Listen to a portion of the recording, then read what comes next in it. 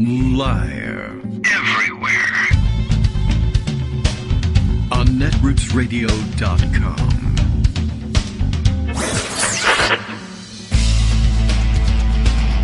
David Waldman. Kagro. In the morning. Now, here's David Waldman. Hey, there it is. Oh my goodness. Okay, well, I'm going to have to keep one eye on the mute button here. Okay, good morning everybody. How you doing? It is Monday, August 15th, 2022. Time for another Ides. Time for another show. It's the Ides of August, if that matters to anyone. Not since the Ides of July have we called that out, and I guess that means time is actually flying by rather quickly. It feels like we just did this one. At any rate, plenty of things to catch up with over the weekend, as usual. Do you know that there's another morning helping from the idiots at Truth PR? They are once again trying to sell me on some of their ultra-conservative guests who I've never heard of, except for, well, one of them I've heard of because it was the last idiotic-sounding pitch that they sent me. I mean, I don't know why I'm on the list, and I ordinarily, well, I was going to say ordinarily I'd go and try and unsubscribe, but I just generally ignore everything.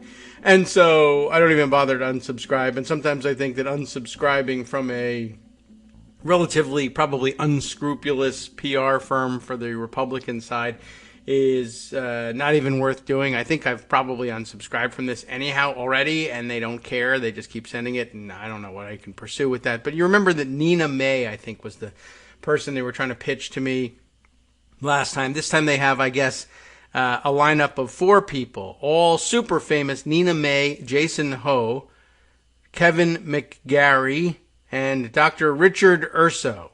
And here's their awesome pitch to me today, these topics that I need to be catching up with the help of their experts.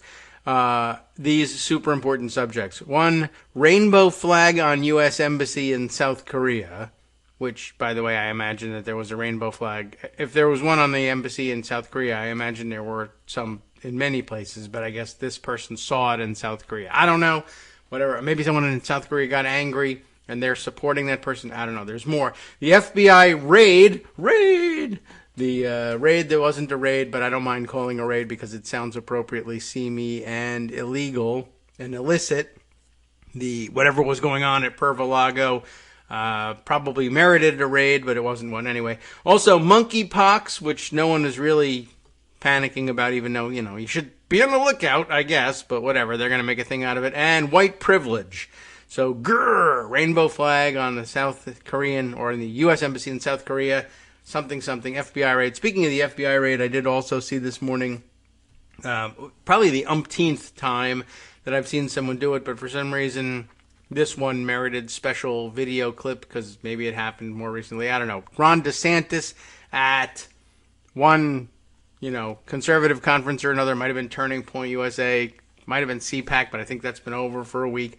But trotting out the Republican line on the seizure of the classified documents from Donald Trump's custody at Mar-a-Lago, and saying how unfair it is and how Republicans are targeted and Democrats get away with everything. Like everyone remembers, Hillary Clinton, she had that private email server and nobody did anything except, of course, announce 11 days prior to an election that an investigation was being reopened. But they never came to her house. They never raided her house and took the server. They actually did. They did take the server. It was everything that happened at Perva-Lago, except that she wasn't harboring national security information on it and keeping it from them despite their requests, and it didn't take over a year to find the thing and yada yada. Anyway, I thought that was kind of interesting that they've totally flushed that one down the memory hole. Anyway, lots of writing and revelations over the weekend about not exactly what we're looking at, but boring down a little deeper and getting a little closer to understanding the nature of the material that was seized, the nature of the seizure for that matter, and whether or not Donald Trump has had a seizure, and that's why he's handling things so poorly. There's an awful lot, and a lot of factual discussion of it, a lot of speculative discussion of it, and a lot of and would believe it or not, humorous discussion of it. Eventually, you got to get around to that. So anyway, lots to catch up on with things we've put aside, things Greg has collected for the day. The Rafto Stories is up above the 20s at this point. So naturally, we'll be running through those in just a minute or two. When I said there was humor out there, it's out there about this Alexandra Petrie. We've all been waiting for her to weigh in on this, and I think she did at the end of last week, actually. And I don't know if we'll get to the story because there's so much hard news to do. But, the teaser of a headline, if Trump has nuclear documents at home, I'm sure it's for good reason. Oh, boy. Well, making fun of the excuses that are being made for him, that he's making for himself. It is following, I think I saw Maggie Haberman slap the label on him, following a familiar pattern with these evolving excuses for why he had it. But it's starting to sound like the one they're settling on that they might actually try in court is, well, for the longest time, Donald Trump, of course, did not believe he lost the election. And so he didn't start packing quickly enough. He was like Private William Santiago being shipped off of Guantanamo. He didn't know that he would be leaving, so he didn't start packing until after January 6th when he realized, hey, my coup didn't work, and it looks like I really will be thrown out of office. Quick, start packing. And the issue allegedly had been that, hey, he didn't like working in the Oval Office. He liked working in the residence, i.e. he didn't like to get out of bed or leave his room. And so he would very frequently, he'd come down late. I think he was used to showing up at the Oval Office around 11 a.m., latest of any president. And then he'd knock off early, and he'd take papers with him telling people, I'm working in the residence.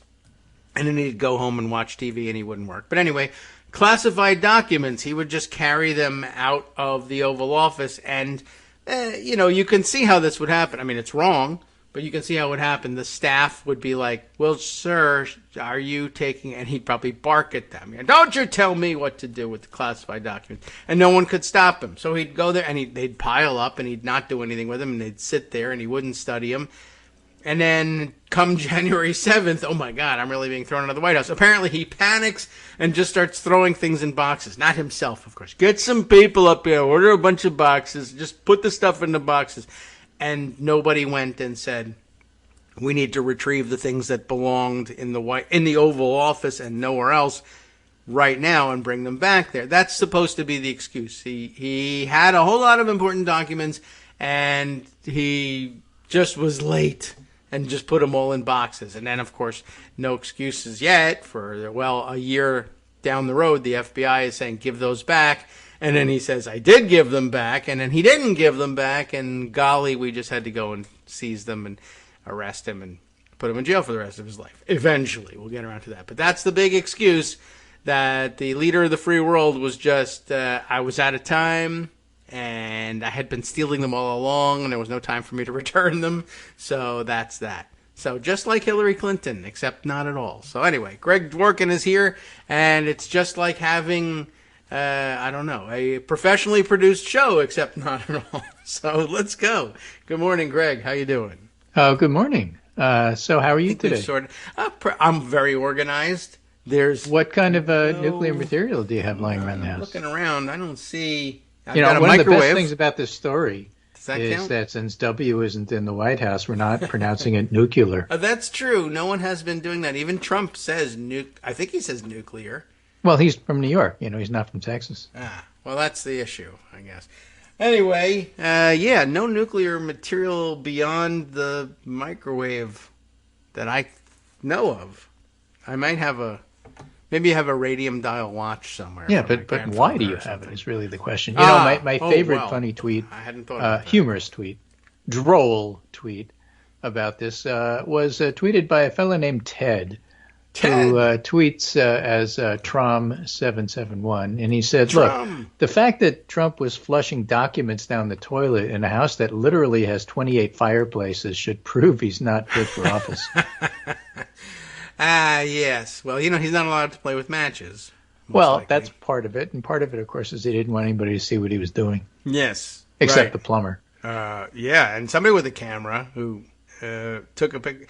But the funniest thing in the world is that at least Stefanik's name was in that toilet. Right. Business Insider, which now goes by the name Insider. Trump's latest defense for Mar-a-Lago documents is everybody brings home their work from time to time. And the files were automatically declassified because I guess he thought that they should be. Right. Because what he thinks in his head all of a sudden magically becomes policy. Now, everybody who knows something about this, which doesn't include me, says, look, this stuff is actually stamped. And so there's classification on every single page. Not just that, there's little footers that tell you who classified and why and when and this and that and everything else. So if you want to declassify something, it has to go through a process that, says this is when it happened and this is no longer valid. And as Ron Ziegler used to say, this is a non-operative statement here that says it's classified. And then there's but the president can just go through all of that, do whatever he wants. So this whole unitary executive thing is pervasive throughout Washington.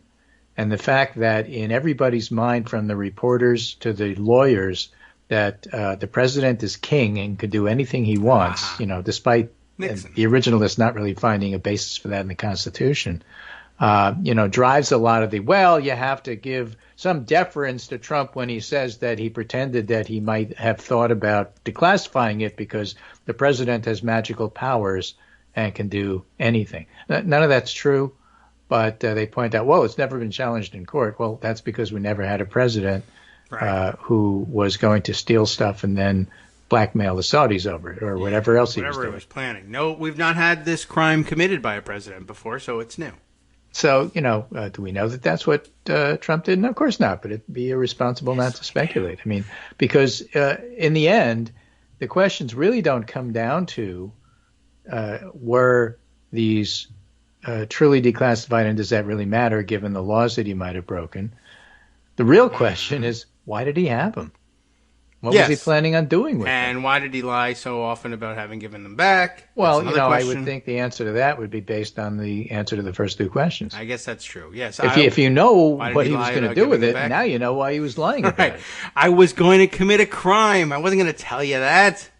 Okay. Well, that does clear it up. You weren't supposed to ask. Right? I appreciate that. Thank you. Anyway, let me give you some lightning round stuff before we get to more of that, because there is a lot of that. It feels like lightning. But the Republicans are having issues with this, and the Republicans are generally having issues. This is something called CPR News. Weekend GOP fundraisers show ongoing divide among El Paso County Republicans. This is a Colorado story. El Paso County Republicans held a fundraiser in the backyard of former state Senate candidate and former El Paso County GOP chair Eli Bremer's home in Colorado Springs. Wow, this is like high level. Congressman Doug Lamborn, gubernatorial candidate Heidi Ganhell, and Secretary of State candidate Pam Anderson were there. With the state GOP's top brass in attendance, the event looked primed to raise a lot of money and a heavy appetite, particularly by our elected officials, to do an end-of-the-summer party. And the local GOP has not shown they're going to show support, so this is a way everybody can get together. But there was one problem. The fundraiser wasn't organized or endorsed by the El Paso County GOP. And the fundraiser was held on the same night as the county panel's annual Lincoln Day dinner, the biggest fundraiser of the year. So the rival fundraisers are a sign that Republicans in this county are still divided. Well, that goes with another story, this one from Rolling Stone. MAGA fanatics have a new enemy called Tinos, Trump in name only. In Macomb County in Michigan, Republicans held dueling conventions, each claiming that their gathering was the one for true Trump loyalists. Oh, fake electors almost. Yeah, so in a banquet hall in suburban Detroit, Mark Fortin railed against a gathering of rhinos 12 miles south. The former chair of the Macomb County Republicans, ousted in a raucous coup back in April, asserted his rightful control of the party to the 300 loyalists who were there, many clad in Make America Great Again. While this was going on, a more staid convention by the actual Republicans was going on, but the fake elector Republican gathering had a lot more people than the staid one. Oh. And they're not talking to each other. And, that's in Macomb County, which is an awful important county. It's not crucial Waukesha County, but, it's pretty important in terms of Michigan politics. So that's where you go if you want to find out what white Reagan Democrats think. I guess so. I would love to see how they decide on how, I don't know what they're voting on and what goes up to the next level, but I guess you just have to exclude all their votes. Sorry, Mike Pence says no. Well, they're arguing about what to do with Matt DePerno, who is the Attorney General candidate who broke into machines and is under probe by the Democratic Attorney General who's running against him and therefore probably has to recuse herself. Just the regular Attorney General, really, is all she is. Now, she has run for office in the past as a Democrat. Probably so you have dinos, rhinos, and tinos. Yeah, all right. Just, it's good to have extra. I mean, I'm telling you all of this because when you go back and look and see, well, what kind of response are the Republicans having to the fact that Trump is a nuclear crook? And the answer is, well, they're divided about everything. Yeah, well, so sure, they're divided how it is because they're divided. They're really flummoxed. They really don't know what to do at this point. Here's one from NBC News. This is Pennsylvania. Mastriano and Oz, an awkward marriage, topped the Pennsylvania GOP ticket. The two candidates have done little to promote each other as they gear up for the fall, and some officials say they should keep it that way. Yeah, probably. I think they should stay separate, said Lou Capozzi, chairman of the Cumberland County Republican candidate. That name sounds familiar. I think he also ran and lost for something. Oh, I think he was a hitman for Don Corleone. Well, that's a different story. But no Italian slurs here. No, they have different messages. There's some people who are going, as Frank Sinatra would say, this is Italian American Defamation Society stuff. Yeah. Well, I mean, what was the guy's name? His name is Mook. Yeah, really. Robbie Mook. Oh, wait, no, that's one of our guys. Oh, wait, that's one of our guys, right. It's hard to tell without a scorecard. They have different messages. There's some people who are going to be receptive to Doug's message, and hopefully they'll vote for him. And there's going to be people that are receptive to Oz's message, and maybe there'll be some crossover. Maybe. Mm-hmm. Hopefully. Hey, I hope so. They're both losing by like 10 points. All the crazy people will cross over to both of them. That's right. True. And, of course, another lightning round thing about the election, David Pepper pointing out, if you read the New Yorker story on Ohio, which extensively quoted him in his book, know that winning this race could give Ohio democracy new life by giving us a Democratic majority on the Ohio Supreme Court. And it's a Judge Zayas who's running against a Justice DeWine. Yeah, right. The younger. His father happens to be the governor. Small coincidence. That win would give Ohio Democrats the court majority and go a long way to saving our democracy and core rights. So these things all matter, and Republicans are trying to focus on what's going on in the fall. Of course, Trump won't let them because he keeps monopolizing the conversation. And don't worry if you think that, look, Biden has done all these things and he's got all these wins. We'll talk about that a little bit later in the show. But Trump keeps stepping on the message because he keeps inserting himself into everything, and the media feel like they have to follow him. And, look, it is actually hurting the Republicans for Trump to be in the news like this. So don't worry about it. And they've done a pretty good job. His ban from Twitter is still one of the best things going. You can kind of throttle back a little bit on his inclusion in the news because he only communicates via that private social media platform that no one's on, except right. Oh, and by the way, a federal judge this morning denied Lindsey Graham's attempt to quash his Fulton County grand jury subpoena, so he'll have to testify. Yes, we'll see whether he does. And okay, I don't really care if they hold him in contempt. I already hold him in contempt. It would just be them joining me, and for once, I'd be in accord with the courts. I see. Well, let's turn to what actually happened at Mar-a-Lago, and of course, as you all know. Trump apparently took stuff with him from the White House he wasn't supposed to have and nobody's supposed to have.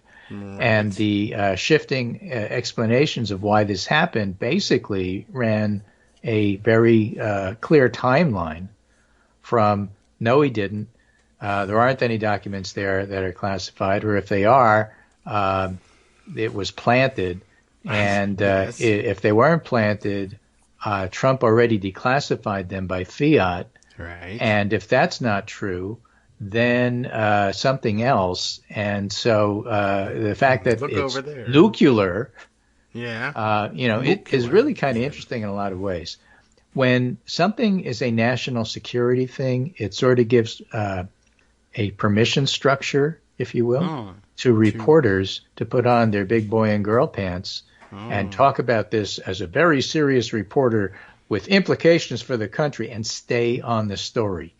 So that's part of the reason why inclusion of nuclear material is so important. That could be true. Yeah, but if Marcy Wheeler, the Hillary story. Yeah, but Marcy Wheeler has a really excellent observation here. As you go through what's actually in the document, and she's better at this than just about anybody, and look at the details. She's a very detail-oriented person. Yes. She basically makes the case that there are actually two sets of documents that were taken out of Mar-a-Lago by the FBI. Okay, there were those that were in boxes which were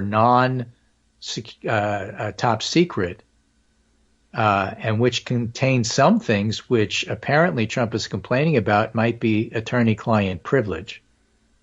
They might. Okay. Rabbit. And when you're thinking about it, of the things we know about, things about discussing Roger Stone's commutation, for example. And then there was the super top secret, double secret probation stuff that has most of the national security people all upset because they don't know who's got it, whether it's been tainted, who's seen it, what Trump did with it, and so on and so forth. And on the face of it, Marcy says, it's interesting because everybody would think that what Trump is most upset about is the group of boxes that had the top secret compartmentalized stuff. Yes. The double secret probation. But in fact, what he spent the weekend tweeting about, and this is why Marcy's so good on details, is the other stuff. Okay. There's one consisting of 5 boxes in a separate category, documents not associated with any boxes signed by the supervisory special agent. There are no classified documents described. Okay. And then there's the one that consists of 27 items, mostly boxes, many with sub-items, which are often descriptions of the kinds of classified documents contained in the box or the leather case they were seized in, signed by the special agent. Okay. And Marcy suggested that one explanation for providing Trump with 2 separate receipts might be if the classified evidence showing Trump violated particular laws that she cites, destruction, alteration, falsification of records, etc., and the other one showing Trump violated a different set of statutes retaining national defense information. Yes. The 2 receipts would cover evidence responsive to crimes that might be charged in different venues, like D.C. for obstruction and Southern District of Florida for espionage.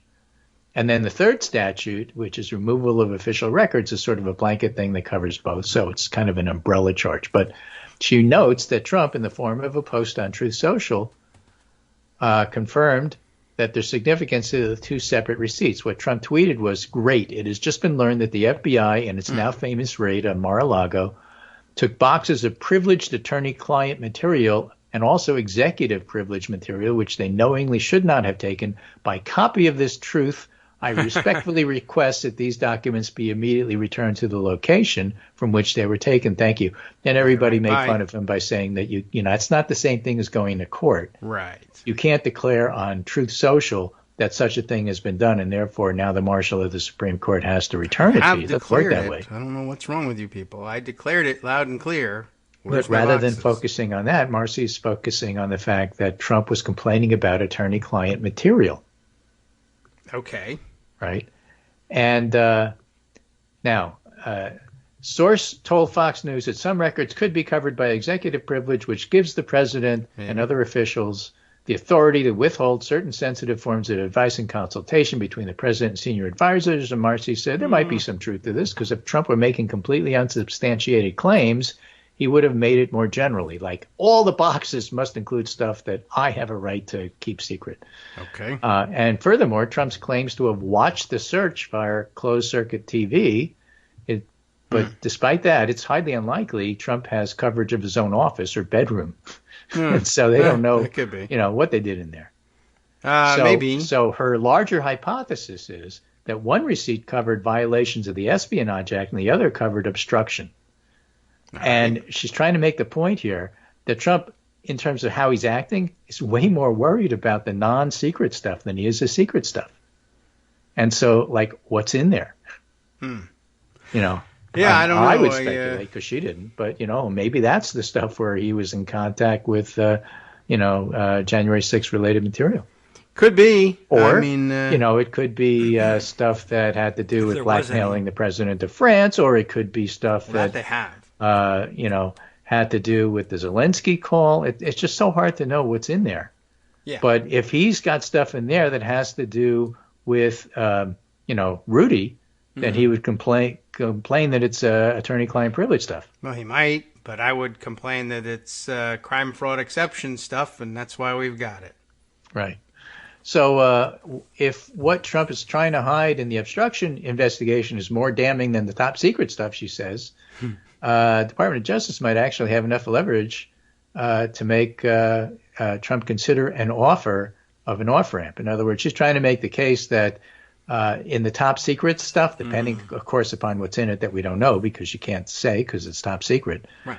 The Justice Department, in fact, might well be satisfied with just getting the stuff back and finding out what happened to it while it was not under their jurisdiction, because that's often what happens. You sign a piece of paper saying, yes, I wasn't supposed to have this, and, you take a slap on the wrist rather than put him in jail for 20 years. It could happen. But the other boxes might actually be the more significant risk to him. Could be. They won't be as much of interest to the national security apparatus, but that's okay, too. Right. And, but they are NARA violations, so I guess we still have that to lean on. And, it's entirely possible that if they find that he had classified documents but didn't hand them out to people as party favors, they'll be satisfied with having them back. However, and she also points out Trump didn't go to court to get them back, which is really weird. Yeah, he let them go. Hi, everybody. It's me, David. Let's change things up from the old fundraising pitch for just a minute and talk instead about how you can be a part of our show. If you've got a smartphone or any other electronic recording device, why not sit down and record a segment for us? Read us an important article and give us your take. Or read one of your own original essays, or even just give us your commentary on something you'd like to share that's important to you. And send the file to me at kagrox@gmail.com, and I'll try and work it into the show. Short segments, a few minutes in length, are easiest to fit in. And of course, I can't always guarantee that I'll be able to play everything, but if you've ever shouted at your radio or TV about something you wish was being covered, here's your chance to change that. Make the show your own. Send your submissions to me at kagrox@gmail.com.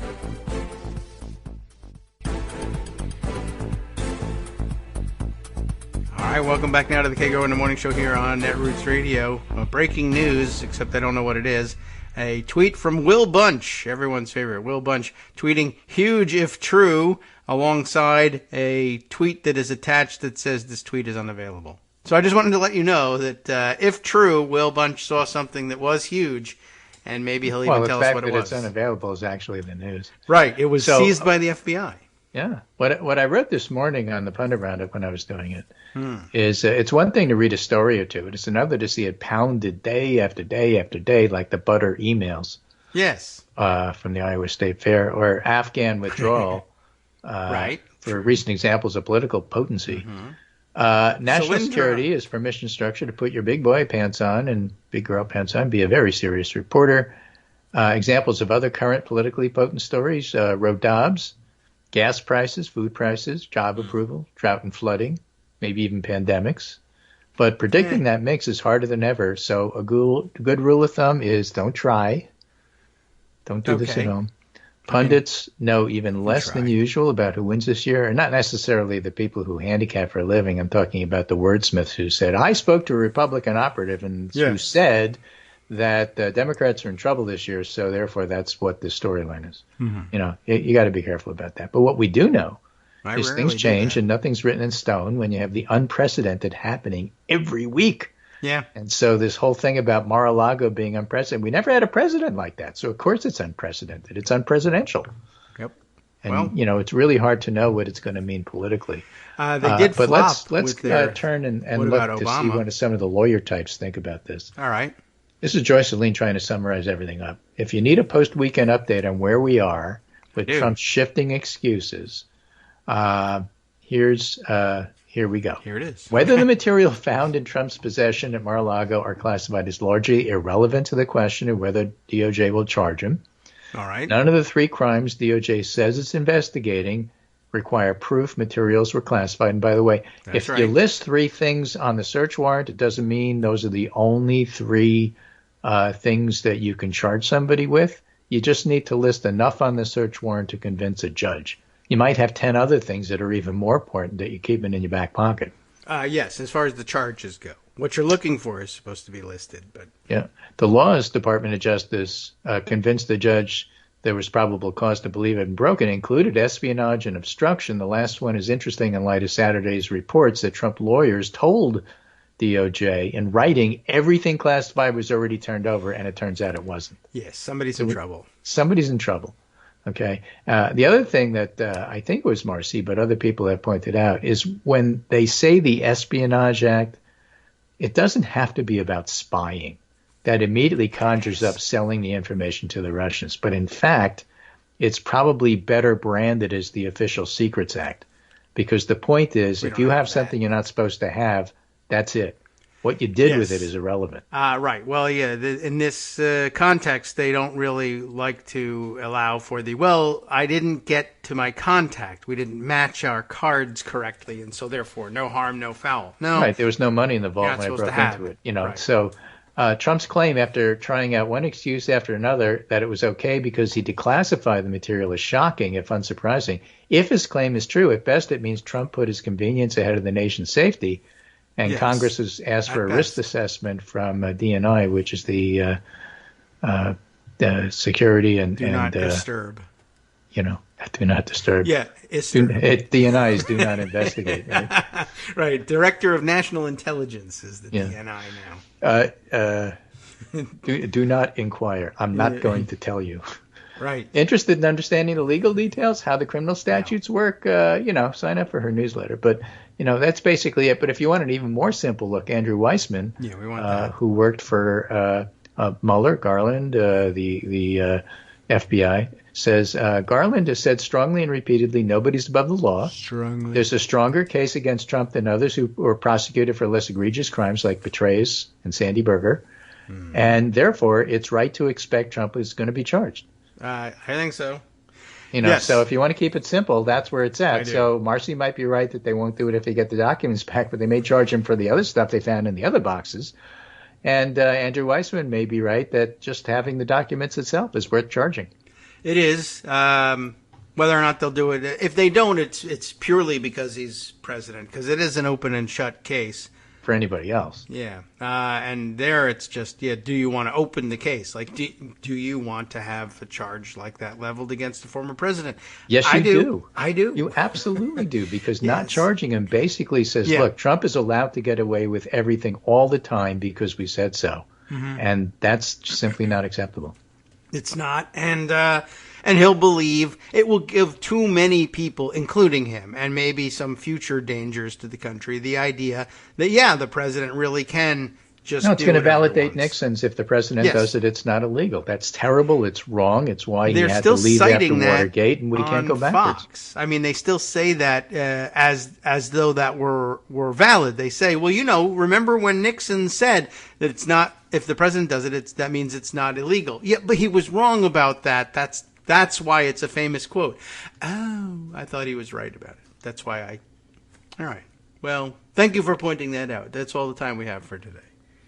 They actually did that one. But, among other things. And not by far, not nearly the worst thing that they said over the weekend or ever on Fox News. So, all right. Well, they could. They absolutely could charge him with it. They could be happy to get it depends on what kind of documents they get back. And I guess probably at some point, if they do find that he didn't pass them on to anybody, although I don't know how you could establish that in this day and age, but if they somehow do manage to establish that he literally just put them in boxes and then forgot about them, they might opt to go that route and say, well, we won't charge him with the Espionage Act stuff, but clearly the obstruction, and they might even not, some of the obstruction may just fall on his lawyers who signed the documents. He could claim, I didn't know anything about it. I'm going to apply Occam's razor here. All right. And say, look, Garland knew about all of this stuff. And more than us, he knows what's in the documents. Yes.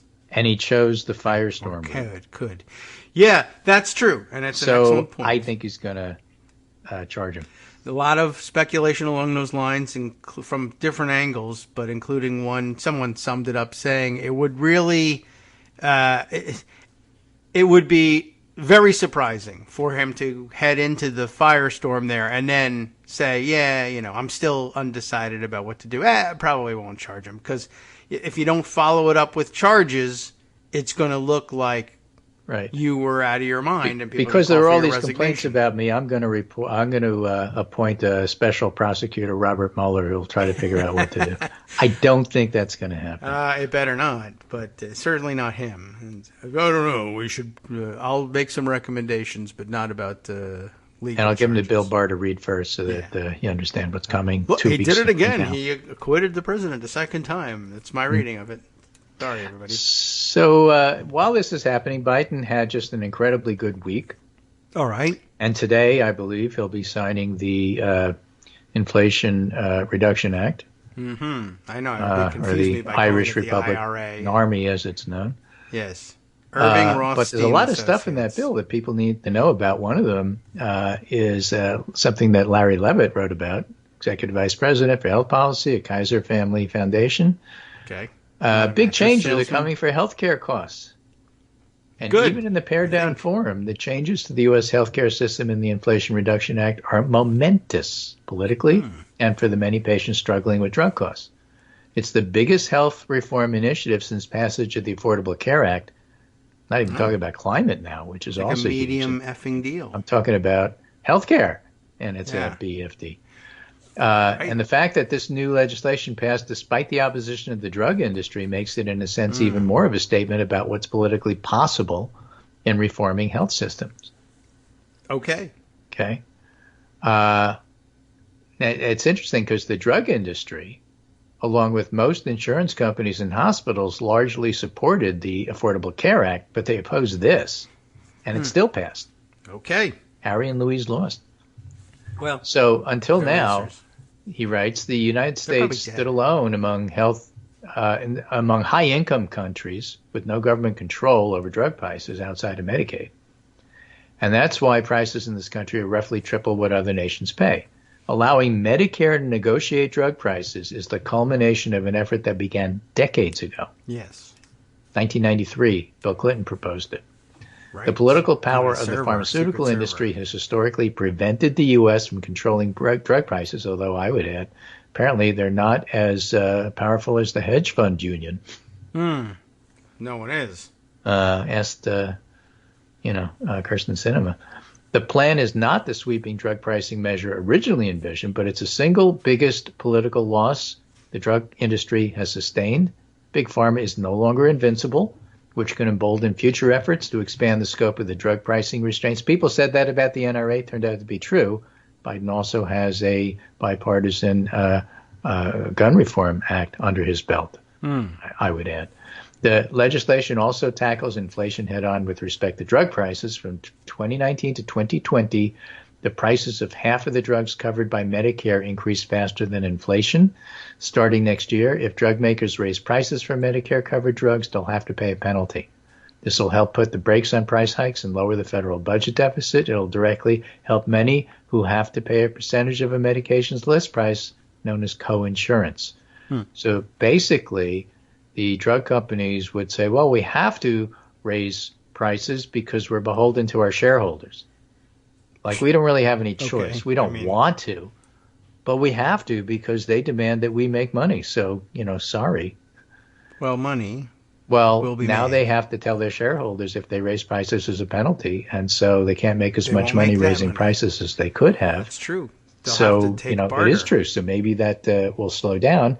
That would be considered trying to control inflation. Sharon Angle was right. I'm no economist any more than I am a lawyer, but the idea that this doesn't have any inflationary control stuff in it is stupid. It obviously does, this alone. I guess so. Right, drug prices alone, and that's got to be a major portion of the basket of goods that they usually use. So, all right, they'll have to take barter instead. Sharon Angle turns out to be right. All shareholders get a chicken, and that's it.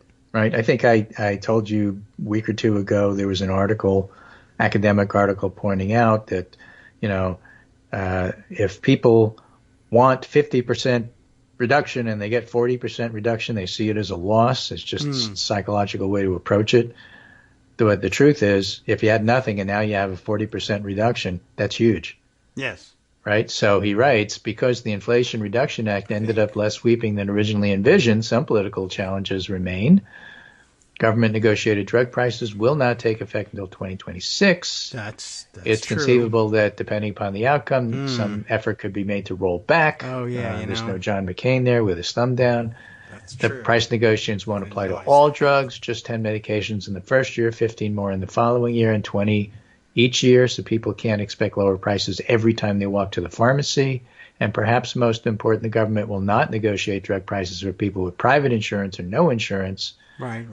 But it's often the case that Medicare sets the tone for everything else that happens. Yes. So at the same time, Democratic candidates might try to use this exclusion to their political advantage. The bill they proposed in the Senate included insulin copay, but because the Senate parliamentarian determined the provision didn't comply with rules, we know about rules, Republicans challenged it and voted it down. So one of the most tangible provisions of the law would reduce drug costs for Medicare beneficiaries with especially high medication expenses.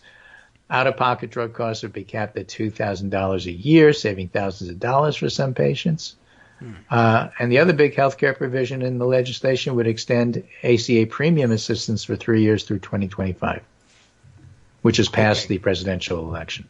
So there's no chance it would be dropped just before the election. Okay. Republicans always like to limit that sort of thing to make sure that it's a political issue for them. And Democrats always try to extend it past the election so that it's not. Yeah. Well, that's an interesting point, certainly, about the kick-in of this drug price negotiation. That is a long way off, and I guess that might have something to do with the way they got it through. I was going to say that maybe that they should really give some credit to the speed, the dispatch with which this was done, because Republicans, of course, saying it was sprung on us by surprise, but that did shorten after 35 years. Yeah, that did shorten the time span during which the legislation, the active legislation, was under consideration. That shortening that is a secret weapon against operatives like the pharmaceutical industry, who depend on having a long budget season to hammer away. So I can have Harry and Louise commercials all ready and professionally done, but if you're going to do it like at the last minute, how am I supposed to have Harry and Louise ready? I think that had a lot to do with it. But on the other hand, they may also have said, well, that's unfortunate for us. On the other hand, we now have until 2026 to convince Congress to get cold feet and change their mind. Well, they didn't want it, period. So yes, this is a that loss is true. for them. But they now say, all right, well, maybe the game starts in 2026. Well, they won't give up, so there's that part. Completely changing the subject, but tangentially associated with healthcare and medicine would be a story about COVID. Oh, what's that? So this is in The Conversation, and it's written for lay people by a couple of really excellent scientists. Actually, a single scientist, Edward Holmes. Terrible. Well, my colleagues and I published the most detailed studies of the earliest events in the COVID-19 pandemic last month in the journal Science. And together, these papers point a coherent, evidence-based picture of what took place in the city of Wuhan during the latter part of 2019. And I'll refer you to the title of the article, "The COVID Lab Leak Theory is Dead. Here's how we know the virus came from a Wuhan market." Okay. And basically, they make the case that looking at sequencing, the virus was in the market. The market was an epicenter. People around the market, particularly in the southwest corner where the raccoon dogs were sold, was where the virus came from. There is absolutely no evidence whatsoever that anybody was working on this particular set of viruses in the Wuhan lab. And prior to the outbreak of COVID, that wasn't secret. Everybody published everything. So they went through all of the emails and chat rooms and listservs and private there was a raid and listings of all of the different sequencing. There's just simply no evidence it was in the Wuhan lab, and every bit of evidence it was in the market. And it's a really nice picture that's put together.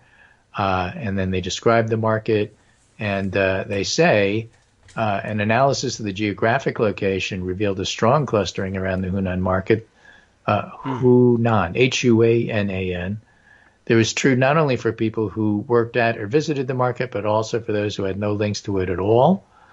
Wildlife was on sale in 2019 after the Chinese authorities closed the market. Investigative teams swabbed surfaces, door handles, drains, frozen animals, and so on. And most of the samples that later tested positive were from the southwestern corner of the market. The wildlife I saw personally for sale in my visit in 2014 were in the southwest corner. So this establishes a simple and plausible pathway for the virus to jump from animals to humans. And when he goes back and looks at the lab theory, the only thing that supports it is that the lab happened to be in Wuhan. Okay. Otherwise, as they write, the acrid stench of xenophobia lingers over much of the discussion. Fervent dismissals by the Chinese scientists of anything untoward are blithely cast as lies. But during the crucial period, the same scientists were going to international conferences and welcoming visitors. The debate over the origins has opened wounds that may never be healed. It's armed to distrust in science and fueled divisive political opinion. Individual scientists have been assigned the sins of the government, and the blame game and finger pointing has reduced the chances of finding viral origins even further. History will not judge this period kindly, and then makes a pitch for global cooperation and collaboration. Oh, and it's a very nicely written article, very nicely argued. Well, it's a very interesting point. I'm glad that somebody has gone back to do it again. In case you were wondering, but they did comes do up it now and again earlier. But yeah, and it's worrisome because your moderate Democratic punditry, not yours, but everyone's, our moderate Democratic punditry, flirted with this for a solid month. Maybe we're wrong about this whole thing. Maybe Trump was right about it. Maybe the QAnon people have a point, and they actually considered it, and they fought back and pushed and said, no, this has been underrated, this whole theory. Well, maybe it was underrated for complete lack of evidence. What about that? Was that really underrating it, or is that how you dismiss implausible explanations in science? Right. So one of the things they wrote is the lab leak theory stands as an unfalsifiable allegation. Okay. If an investigation of the lab found no evidence of a leak, the scientists involved must be hiding the material. Yeah, they're just fantastic at containing the secrets, just not so great at containing the viruses that it's actually designed to contain. But what the author describes this approach as, look, if this is not a conspiracy theory, it's a theory requiring a conspiracy. Okay. It provides a convenient vehicle for calls to limit gain-of-function research. So there's reason to push this from the scientist's point of view, those who don't want gain-of-function studies done. That's a study where you manipulate the virus to see if you can make it do things. And what if it gets out? It provides a convenient vehicle for calls to limit that, and whether or not COVID originated in this matter is incidental to the aim of doing this. So there's just as much politics in science as there is anywhere else, and that's a good example of it. Okay, I think so. Is that something that, is there a decent case to be made for maybe we ought not to be doing that type of work? Okay. Just as much as there's a case to be made for doing it. Oh, well, if you do it, you learn stuff, and so you can make better drugs to fight this stuff. And if you don't do it, then you don't take the risk, the ethical risk of having this come out. This has been a debate that's been going on for a decade, and it's an important one. And there's stuff to be said on both sides. I see. Well, but it gets somewhat nasty depending upon who the arguers are. So really, what it comes down to is one side. Was the anti-gain-of-function side was able to say, see, this is the disaster we were all talking about. This is the kind of thing we were all talking about. Yeah, and then it turns out... What do you mean the kind of thing? When you say, know that this actually happened? Right. When you say, see, this happened, you're wrong. No, when you say, see, it's this kind of thing, then silly. That's also unfalsifiable. So what it is we're still worried about that. I'm not saying it happened. I'm saying it's the kind of thing that could have happened, and it proves my point, even if it didn't happen. Yeah. Well, okay. How did it prove your point if it didn't happen? Of it being prevented effectively, like it didn't. Well, it could have happened. It could have, right? But somebody. It didn't. That's true. Well, all of your research could have been dumped onto the internet, but it wasn't. Yeah. Exactly. So, you've kept that secure. A lot of it is sort of relevant. Okay, anyway, well, interesting. And the last thing I'll do before we go, because I always like to take you as close to the hour as I can without getting there. Without going over. Like Price is Right. Well, this is, Zeno's paradox. Yeah. I can get closer and closer to the hour, but I never quite get there. In England, in the latest polls, 58% now say it was wrong for Britain to leave the European Union. 60% say Brexit is going badly. And 53% support rejoining the EU immediately. No. Remember, conservatism never fails. You can only fail conservatism. So obviously it was the implementation. Yes. I say this because the Tories are having a leadership battle, which will be settled in September with Liz Truss winning. And they're screwed because when the general election comes up, people are going to be unhappy with what they did. Yeah, we wanted to. So how is she? She's a Brexit. I forget how you. It's hard to know. They're all chameleons. Okay. Well, yeah, maybe by the time it rolls around, the election it's in their time, interest not to run on Brexit at all at this point. Yeah, I guess not. So, all right, it was I'll a lower huge your mistake. Taxes and also increase services, mm-hmm. just like Margaret Thatcher did. Yeah, everyone and Ronald Reagan, and vote for me. I mean, golden really, era of government. Honestly, services. I've been through all this stuff. Neither one of them has much of a platform beyond that. Okay. Well, I'm glad they're coming to that conclusion. I mean, it was inevitable, so I guess I'm glad they're coming to that conclusion because I don't live there. I don't have to live through that conclusion. Right. And the reason I think Liz Truss is going to win that contest is simply she's the more likable personality to have a very warm beer with. That's true. Well, they're having very warm beer in England beer, because, traditionally, until recently, they didn't cool the beer. They didn't refrigerate it. They left it outside. The kegs would be outside. Were they outside? So the beer was always warm. I mean, that was part of the thing. It was part of the charm when you went to a pub. Yes. I made sure to have some warm stuff.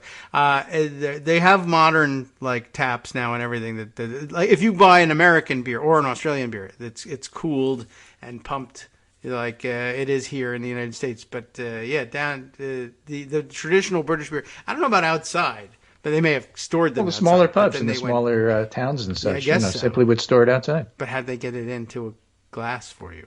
Well, they end up bringing the keg in. Yes, when you empty a keg, then you have to bring a new one.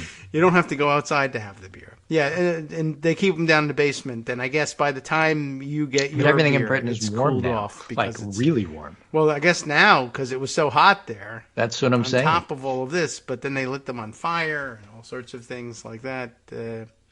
Anyway, so stick with the Fosters. Or when I was there in the 80s, the really cool thing to get was Budweiser. Fantastic. It was amazing to go to England and be told the beer here is unlike anywhere else in the world. And the hottest thing among the kids who were old enough to get beer was Pishwasser. Yeah, right. American, though.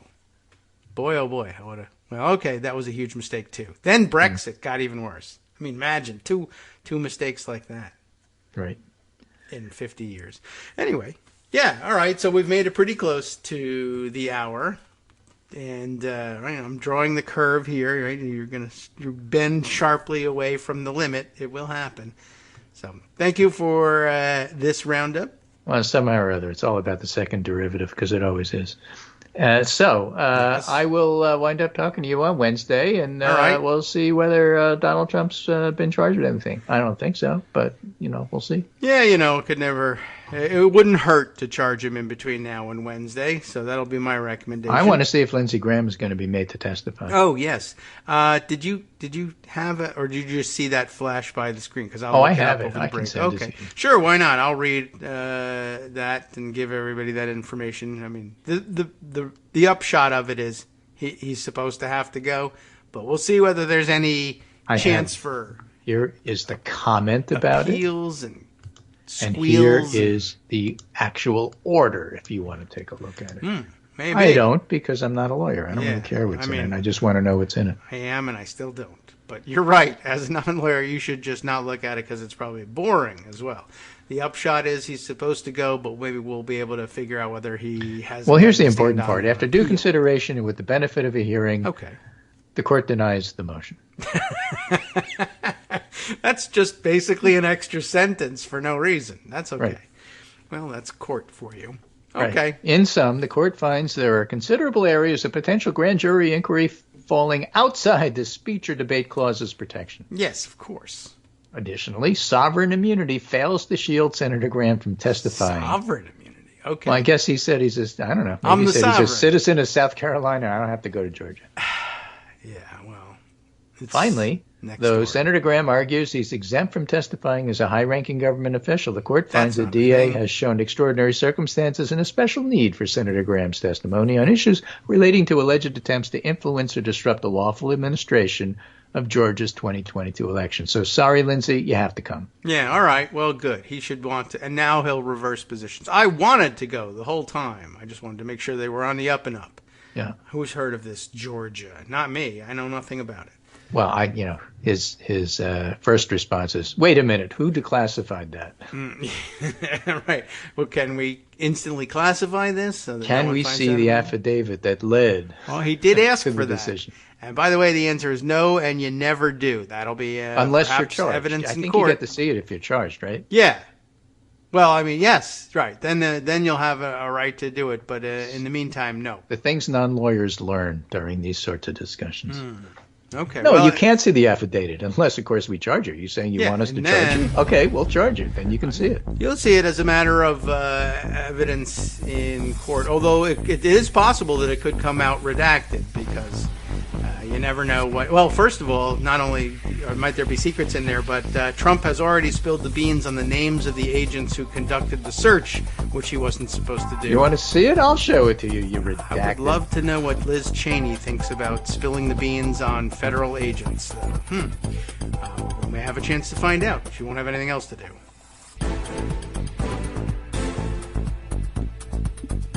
All right, welcome back now to the Kagro in the Morning Show here on Netroots Radio. It's that 1 minute break. We're on our way out the door here. All right, let's see. Greg has wrapped up.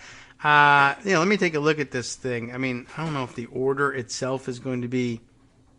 Is this just one screenshot? Is it one? It's not a one pager because I don't see the signature here.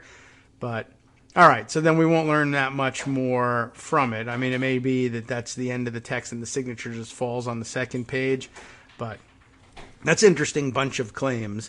Let's see. This case comes before the court on Senator Lindsey Graham's expedited motion to quash. After due consideration with the benefit of a hearing, the court denies the motion. We heard all about it. In sum, the court finds there are considerable areas of potential grand jury inquiry, right, falling outside the speech and debate clause's protections. That's excuse number one, that Graham's immune from having to testify to the grand jury because of the protections of the speech and debate clause, which basically says that anything you say in the course of your official duties, and that's the broadest possible reading of it. The more narrow reading of it, of course, is things that were said within the context of your official congressional duties, and maybe even specifically during speeches given and debate had on the floor of the Senate, although it's usually more broadly construed to include all of your official statements. If you make it as part of an official press conference, as part of your senatorial duties, as opposed to during a campaign speech, really, for one thing. But no, there was no debate inside Congress on the questions posed here. There was debate inside Congress. You could say legitimate debate, even if it didn't take place during session, about whether or not electoral votes ought to be counted this way or that way in general, or objections that were going to be made. That would all fall under it. But the idea of calling Fulton County's elections officials, or calling the Secretary of State of Georgia and saying, hey, can't you help the president find these 11,000 votes? That would have nothing to do with it. Like, find individual votes. You might have a legitimate claim when it comes to whether or not you're counting electoral votes, but when it comes to individual people voting, and although I guess you could extend the claim and say, well, I need to know that each individual vote was correctly counted in order to decide whether or not to credit the electoral votes in the joint session. But apparently there was plenty of other things. Like, you won't get that answer by calling the Secretary of State and asking him about finding 11,000 votes. That's not going to happen. So let's see. What other things are included in here? Additionally, sovereign immunity fails to shield Senator Graham. I guess he's talking about speaking on behalf of the federal government, which is almost never the case, really, honestly, for an individual senator to claim sovereign immunity is really unusual, and I guess it didn't work here. Finally, though, Senator Graham argues he's exempt from testifying as a high-ranking government official, which is not even a thing, I don't think. The court finds that the district attorney has shown extraordinary circumstances and a special need. I guess it was just a matter of bothering a high-ranking official, like when they were considering this question for whether or not Bill Clinton, when president, could be pestered into answering questions about the Paula Jones allegations against him.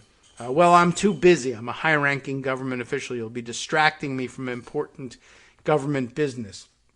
Much weaker claim when you're one of 100 senators, for one thing, and in the minority at that, so you're not even chairing any committees.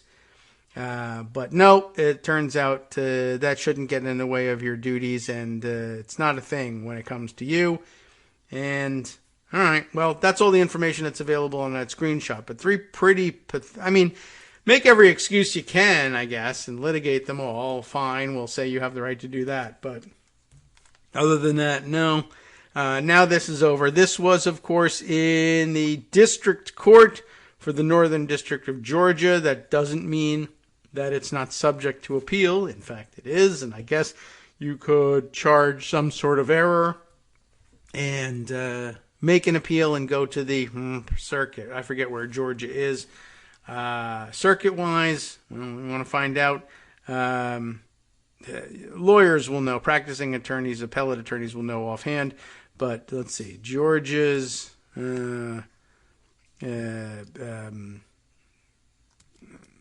Federal Appeals Court circuit is all right.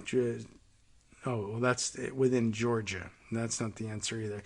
So what are they, like 4th Circuit, 5th Circuit, something like that? I don't know. Let's see. 11th? Is that right? Do I have that right? Oh, okay. Well, oh no, that seems like, well, I'll take a look. Okay, phooey. Yeah, 11th Circuit. They could reconfigure. I'm like moving down the coast, let's see. 1st Circuit is up there. 2nd Circuit's around New York. 3rd Circuit, Mid-Atlantic. 4th Circuit, Virginia. Maybe it reaches down to Georgia. I don't know, but it seems like an awful lot. But so maybe it's, but 5th Circuit's more like Texas. 11th Circuit. Okay. Well, there you have it. So do you want to know what that's like? I don't know. I can't tell you. But there you have it.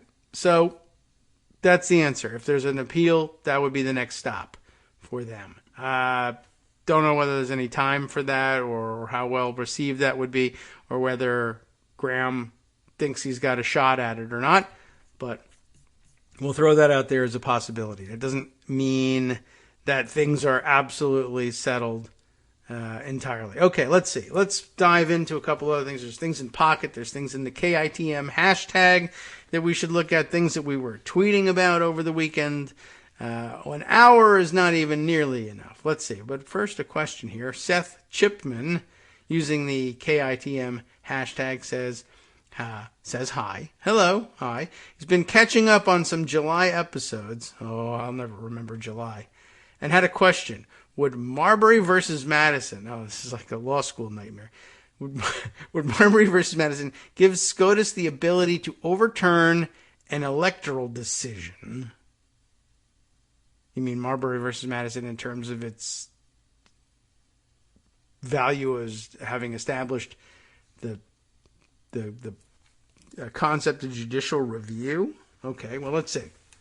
Marbury versus Madison gives SCOTUS the ability to overturn an electoral decision if, say, Arizona certifies against the popular vote and Congress counts the fake electors. Okay. So, all right. Well, I think Marbury versus Madison would likely have very little to do with it. But, we remember it chiefly for having established the general principle of judicial review. So I guess the question is, would SCOTUS have jurisdiction jurisdiction, yes. Would they have the ability otherwise, under other doctrines, to overrule it if Arizona, which seems to be leading the pack in terms of the number of crazies that they are nominating for office on the Republican side, who are election deniers. That's the broad term with which we refer to them. But believers in the big lie. Suppose they elected a Republican governor who was an election denier and a Republican Secretary of State who was an election denier, and then between the two of them, along with the rest of the Republican legislature, they simply refused to certify an election result that showed that the popular vote inside Arizona was won by Joe Biden or any other Democratic candidate, as opposed to Donald Trump or any other Republican candidate. No one knows who's going to be running, et cetera, but they could certainly just say, my team wins no matter what.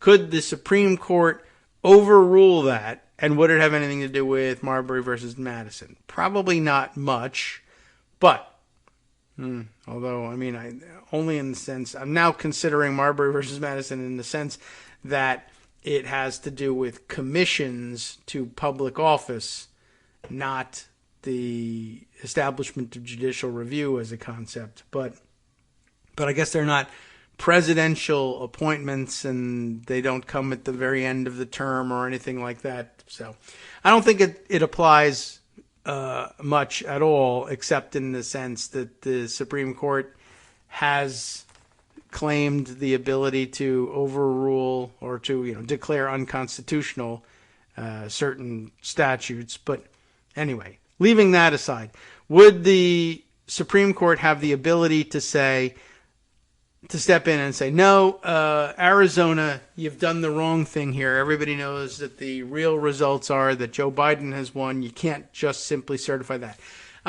They might be able to do that, probably under a very different theory. But generally speaking, let's see.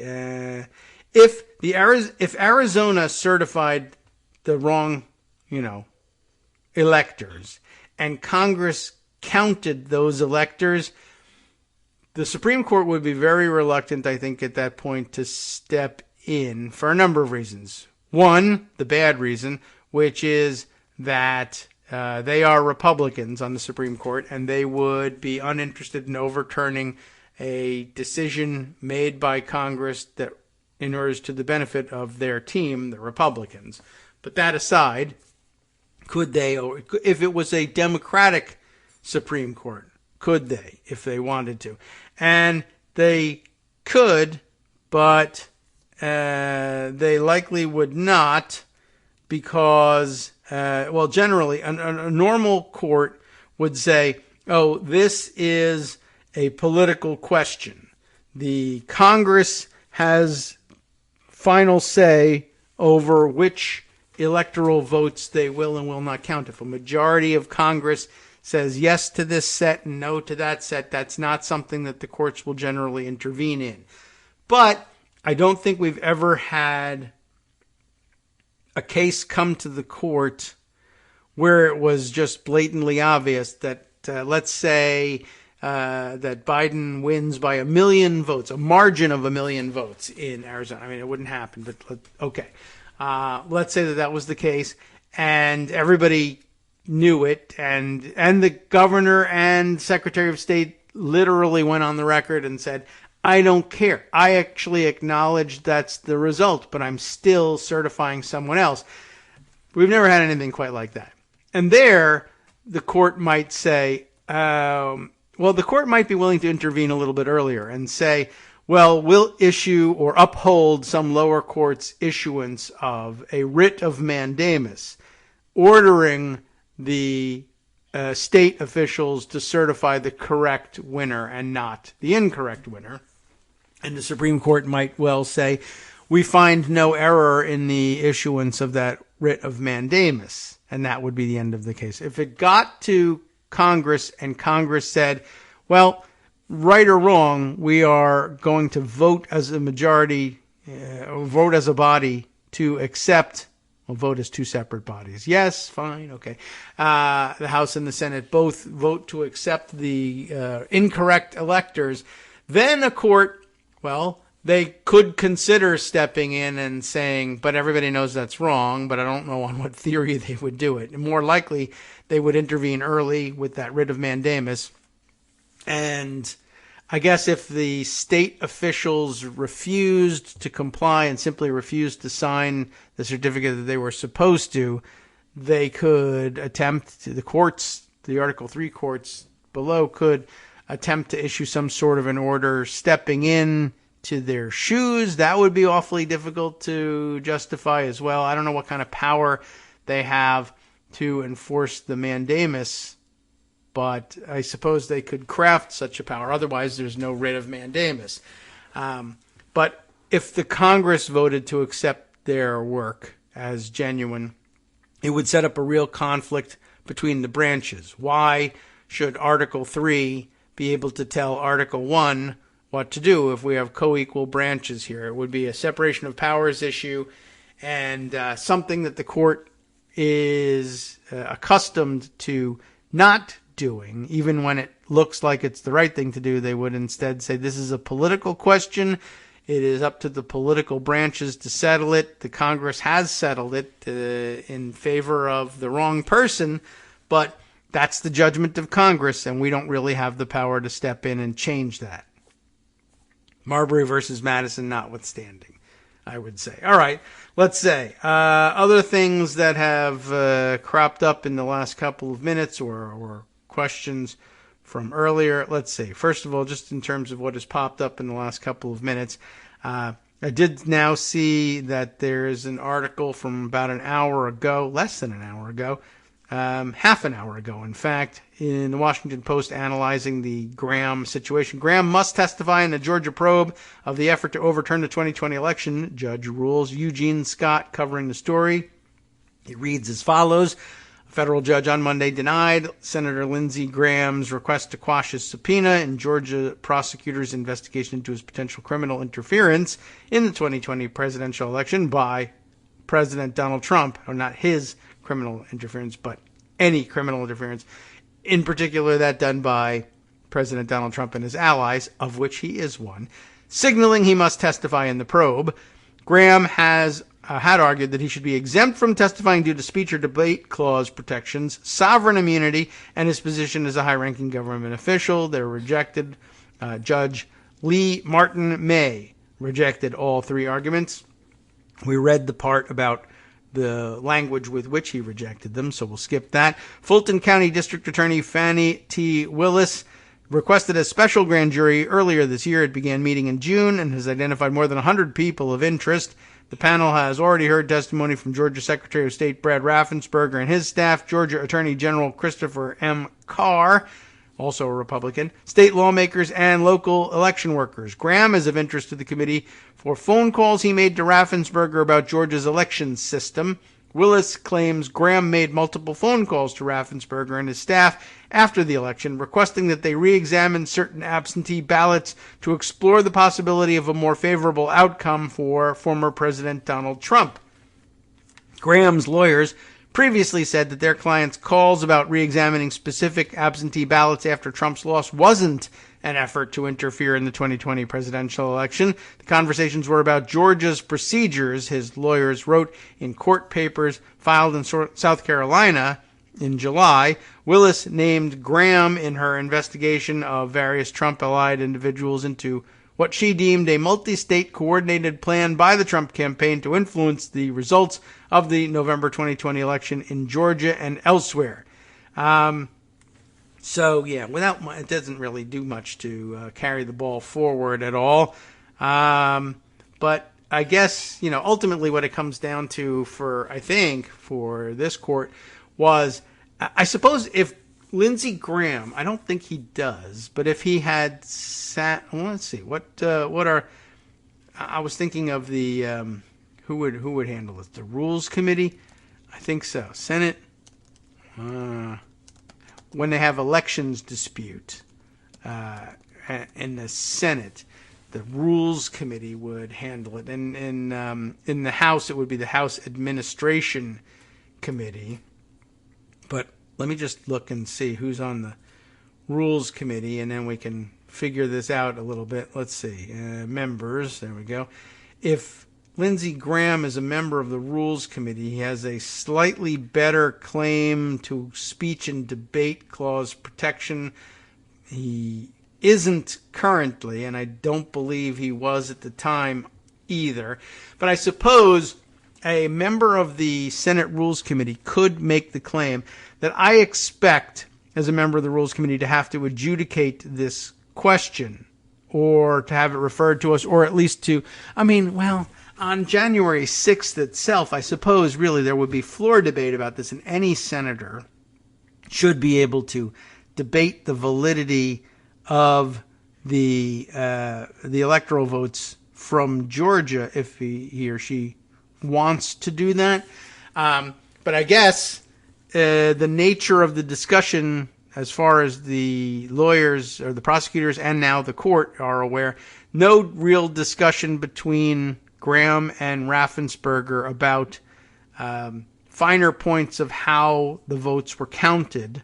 No back and forth, I guess, anyway. If it was just Graham saying you need to count them and you count them this way, or you should re-examine the absentee ballots and come up with a different number without any real explanation of why, and no opportunity for Raffensperger to answer, or that no answer would make any difference to Graham anyway, then the question of whether or not that's relevant to, relevant background information or research in preparation for official speech and debate on January 6th, I suppose you could make that claim, but I guess he just didn't really establish any link to that. I don't know. The rest of it, sovereign immunity, makes no particular sense. He's not speaking on behalf of the government. He's not even in the majority in the Senate, although I guess at that point he was, but only for a matter of days until the Georgia special election or runoff election was done.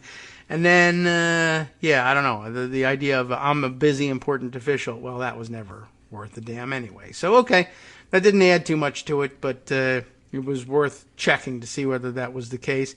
And speaking as we were earlier when Greg was here about the importance of the affidavit behind the search warrant for Mar-a-Lago, Armando was noting for the record that there were no more tweets about that affidavit. Very interesting, referring back to Lindsey Graham's complaint about, hey, where's the affidavit? We still need to see the affidavit. It's becoming clear what was probably in that affidavit. And even Jim Jordan's timeline, Armando testifies to us here, is free of any more discussion of that affidavit, because I guess people are beginning to realize what it likely had in it. And although in all likelihood, if they ever did release the affidavit, it would be so heavily redacted because of the amount of information in it about national security information, that it wouldn't tell us too much. Although I'm sure that they're hoping that a name would be attached to it, but that may be redacted too. So, and I assume they were looking to capitalize on that by saying, see, essentially this is an anonymous tip at this point, and so it should not be, the whole warrant was premised on keeping this person's name a secret. But I think it probably also they've come to realize, well, the information in here is pretty damaging, so maybe we don't call for it anymore after all. Or maybe they just got lost in the shuffle of other claims that were going on. All right, let's see. Other notes from the KITM hashtag that deserve to be shared. I did retweet this one, so maybe you all saw it if you're listening live. But Asparagus Zucchini chiming in on the nuclear/nuclear issue, and has this to add. Even Jimmy Carter, I assume he means Jimmy Carter, but I think he's right by the rest of the description. Even Carter said nuclear. I didn't really remember that. And he was a nuclear engineer. So shrug emoji for that, and I guess that's a good point. If you're a nuclear engineer and you say nuclear, that seems weird, but okay. At least, we're aware of the fact that Jimmy Carter was otherwise an educated and capable person, and that was never the case with George W. Bush, so, it was just handy evidence of his being an idiot. But I suppose it's rebuttable evidence. It's evidence nonetheless, and so I'll have to admit it as a matter of law. But like I say, the opposing counsel will have opportunity to establish that some smart people did at some point also say nuclear. They might still say nuclear. Jury is entitled to derive something from that, but I can't tell you what. So, okay. That's how we'll handle it as a matter of ruling from the bench. Let's see. What other things have been suggested to us? Well, there's Rebecca Romans and her suggestion. Adam Schiff is on the case, she says, and pointing here to someone else's tweet about whatever Schiff is up to. Schiff has already called for that audit and damage assessment. Oh, I see. Okay.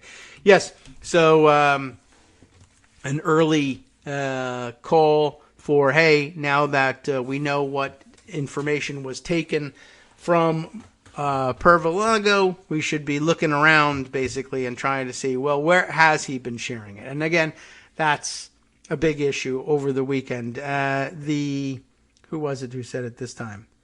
I can't even remember, but I'm sure we can dig it up if I look through my own timeline. But once again, Republicans spent a good part of the weekend. Oh, yeah, Mike Rogers. That's right. Wasn't he formerly the chair of the House Intelligence Committee? Is that right? I can't.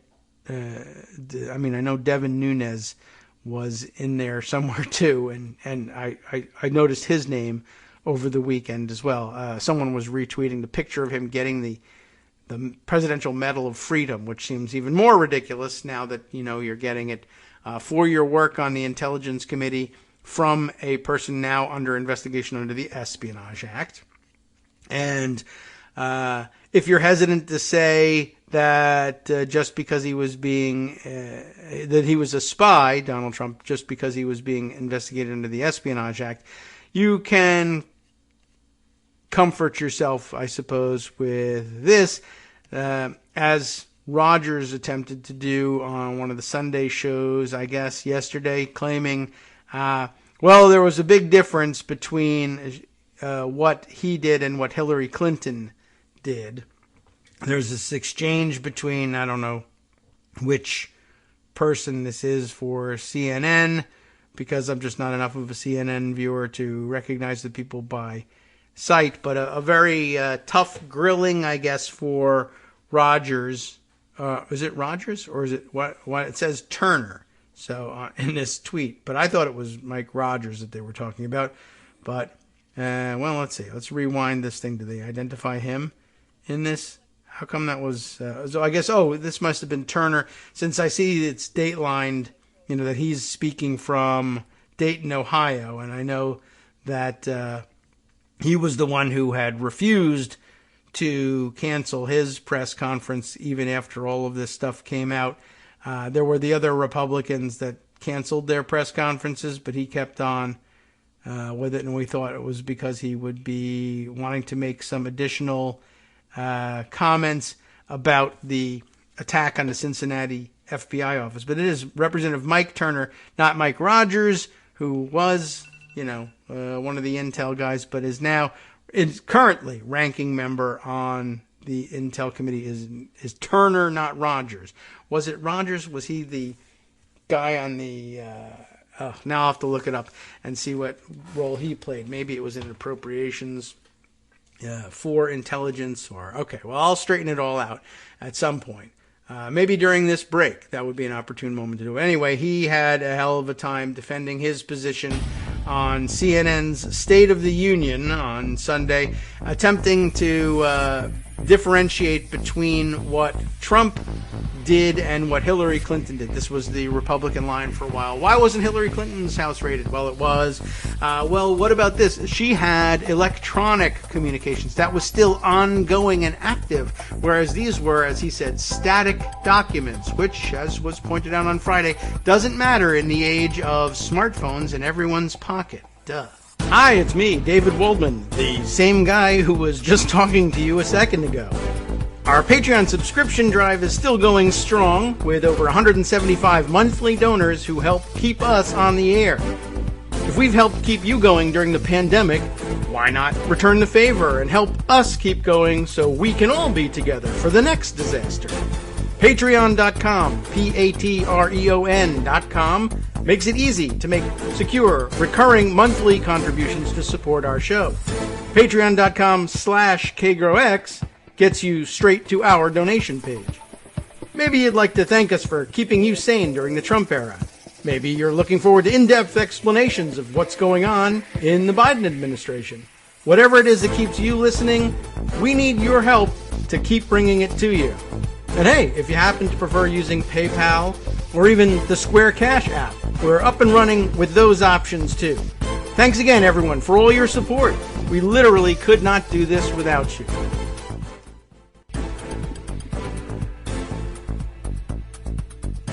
All right, welcome back now to the Kagro in the Morning Show here on Netroots Radio. Just wondering, I was about to get back to where I was before, and I noticed that on the Twitter page here that a trending topic on Twitter was Stormy Daniels, and I wondered, we should go find out exactly what this is all about.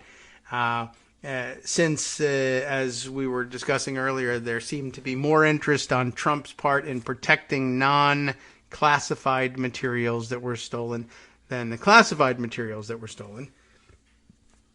But, and so I wondered, have we found out that something in it had to do with the Stormy Daniels case? I guess not. People just like talking about Stormy Daniels in general and bringing her up in their generalized criticism of Donald Trump. So, okay, I guess there's just that. Anyway, I did look it up over the break. Mike Rogers, who I was thinking of, there are more than one. There's more than one Mike Rogers. The one I was thinking of is the Alabama Republican, who was both at different times ranking member of the House Armed Services Committee, but more importantly, I think for the reason I was thinking of him was when he was ranking member of the House Homeland Security Committee, and he had more jurisdiction over intelligence operations there, generally speaking, than I think he did or does as House Armed Services. But it doesn't matter because we're talking about Mike Turner instead, and he has a hell of a time defending himself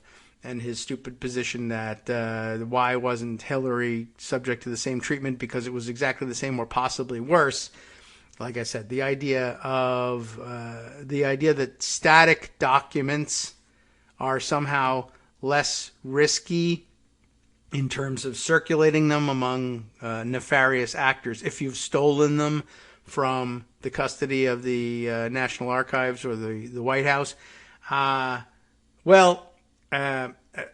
restated this over the weekend that the idea that static documents are any less portable these days when everybody carries an internet-enabled phone camera in their pockets is pretty ridiculous. But that was just a restatement of a tweet from someone else who I forget offhand exactly who it was. Did I save it? Did I put it in the archives?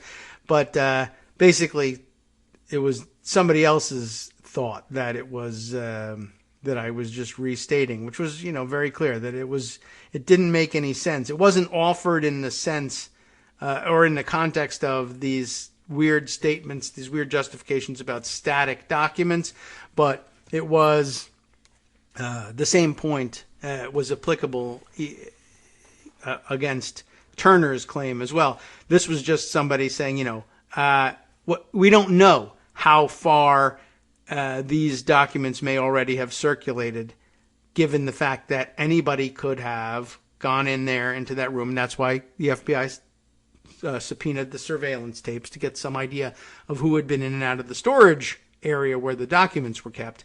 But anybody who had even a moment's exposure to them could have snapped a picture and sent them anywhere. And it would take some real internet forensics and possibly the seizure of a bunch of phones to see whether there were any pictures ever taken or sent of those documents. So, there's a lot of work that needs to be done. But apparently there is some forensic work being done. I haven't seen any reporting on this in regular traditional news outlets. I didn't at the time anyway. Maybe it's something has shown up since.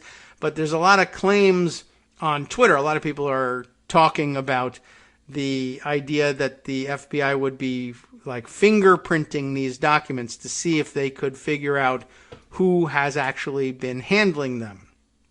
But that does have a sort of a weird, fictitious feeling air to it. Like, I know you can leave fingerprints behind on paper, but a lot of the fingerprints that are going to be on it are going to be people who handled the document legitimately, classified, the briefers, etc. The Trump's fingerprints obviously will be on some of them. They may have been handed to him during briefings, etc., etc. But, I don't think they're going to go and maybe they should. That would be pretty interesting to see all Mar-a-Lago members fingerprinted just to see if anything matches. Although a good number of Mar-a-Lago members are already in the fingerprint system, I would imagine, as a lot of them are perverts and criminals known to law enforcement authorities around the country and around the world. So maybe it wouldn't be quite so difficult. But the idea of dusting for fingerprints seems sort of archaic and weird, but, might be happening. It's just odd that I haven't seen any reporters talking about it in traditional news outlets. All right. There's a mishmash of other things that I wanted to share with you, some of which, in fact, have been reported and discussed. Charlie Savage has gone back a second time to re-examine the presidential power to declassify information and now has an explainer to offer us. Many of these points we've already heard, but essentially some filling in the blanks on the principle that presidents can declassify information instantaneously, which I think was first discussed during the Scooter Libby investigation into Dick Cheney and Scooter Libby. That's why I was so interested in finding out what Liz Cheney's thoughts are on, say, Donald Trump releasing an unredacted copy of the warrant, which would have named the agents who carried out the search and targeted them for harassment and or assassination. And, of course, Dick Cheney got himself in some amount of trouble for outing Valerie Plame for his own political purposes and claimed that that was totally legit and was easily justified. And that, I think, is the first place that it came up that, well, wouldn't her identity be a piece of classified information that you revealed for political gain to the press? And they came back with, well, the president can declassify that. And then people came back with, well, you're not the president. And he came back with, well, I'm the vice president, and that's pretty important. And anyway, I'm pretty sure I could get the president to tell you that he declassified this. And that was kind of as far as it went at the time. And now, of course, that lesson was, if to the extent it was a lesson at all, or legit, certainly wasn't legitimate, but it's been absorbed by everybody, probably incorrectly. And of course, if you're going to talk about, lessons, simplistic lessons being incorrectly absorbed, you're probably going to find yourself talking about some Trump people later on because they're simplistic people and they love simplistic crap.